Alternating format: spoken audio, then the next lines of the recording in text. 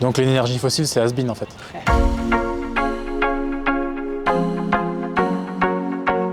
Bonjour, je m'appelle Antoine, j'ai 23 ans et je viens de terminer un tour d'Europe de 10 000 km en vélo. L'objectif de ce tour d'Europe a été d'essayer de comprendre toute la chaîne de valeur de l'hydrogène. Comprendre comment on allait réussir à implémenter une économie autour de l'hydrogène et comment on allait réussir à développer des écosystèmes pour pouvoir accélérer la transition dans laquelle nous sommes. Qu'est-ce que l'hydrogène? Alors l'hydrogène, c'est l'élément le plus abondant dans l'univers. C'est l'atome le plus petit, le plus simple qui puisse exister.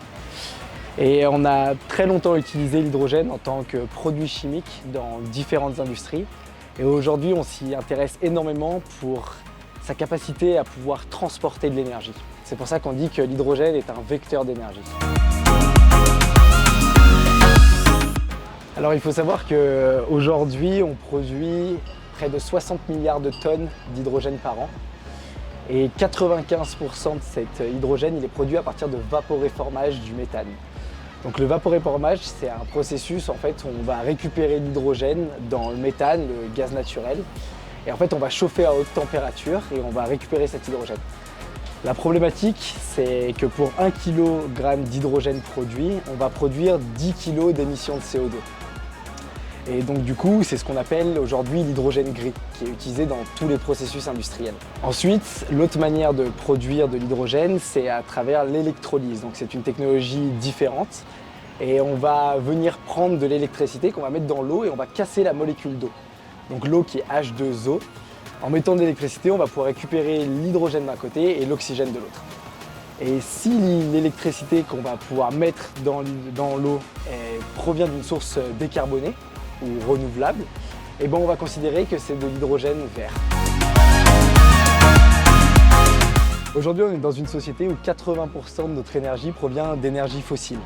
Cette énergie fossile, elle se présente sous la forme d'une molécule, que ce soit une molécule gazeuse comme du gaz naturel, que ce soit sous forme solide avec du charbon ou liquide avec du carburant. Et on arrive dans un shift où on voudrait que 80% de notre énergie provienne d'énergie renouvelable, et donc sous forme électrique. La problématique, c'est que personne ne pense qu'on peut réussir à électrifier le monde à hauteur de 80%. Il y a plein de procédés qu'on ne sait pas électrifier. On ne sait pas électrifier des gros bateaux cargo. On ne sait pas électrifier des avions commerciaux. Et donc, l'hydrogène va venir dans un shift qui va permettre d'une part de stocker de l'énergie tout en réussissant à décarboniser des procédés, des usages finaux.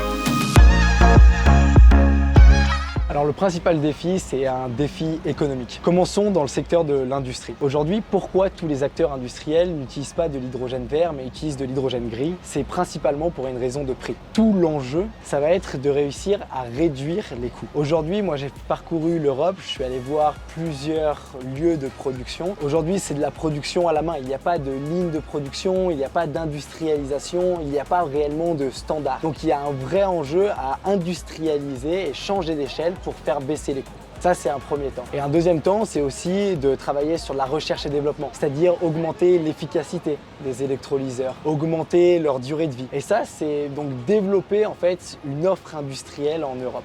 Un des grands défis aussi se situe au niveau du défi réglementaire. On utilisait l'hydrogène en tant que produit chimique et aujourd'hui on veut l'utiliser en tant que vecteur d'énergie. Ce qui veut dire qu'il y a toute la réglementation à construire autour qui est aujourd'hui inexistante.